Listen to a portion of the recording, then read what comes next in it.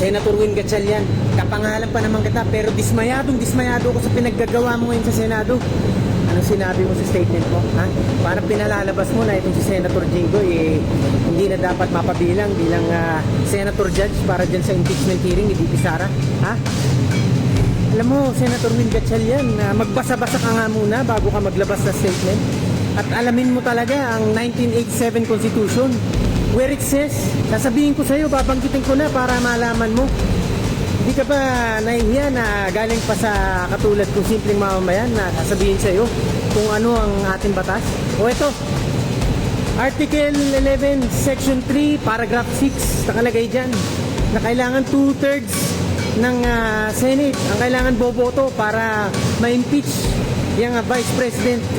At yan, ilan ba yun? Di ba 16, 1/6? Oh, hindi nakalagay dyan na porket itong si Senator Jinggoy nakakulong o nasuspinde, mababawasan na yung 24 ng isa, magiging 23.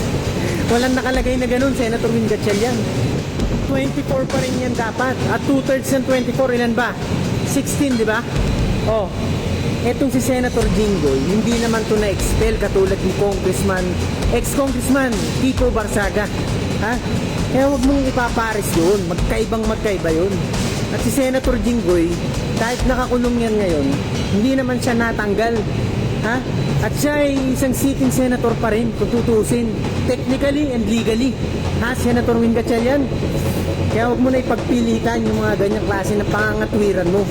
Dahil alam naman natin, kahit sino dyan na i-look up ang saligang batas natin, mababasa dun. Klarong-klaro. Bawat wordings dun, bawat paragraph, detalyado yan. Ganyan ginawa ang ating saligang batas noong 1987.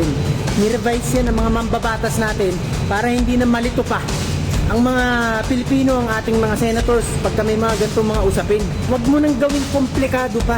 Ha?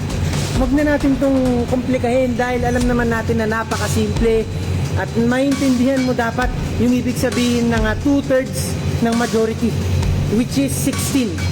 At walang nakalagay dyan, walang wordings dyan na except ganto o except ganto kapag ang senador nasuspinde ng 90 days. Senator Gatchalian naman, ha?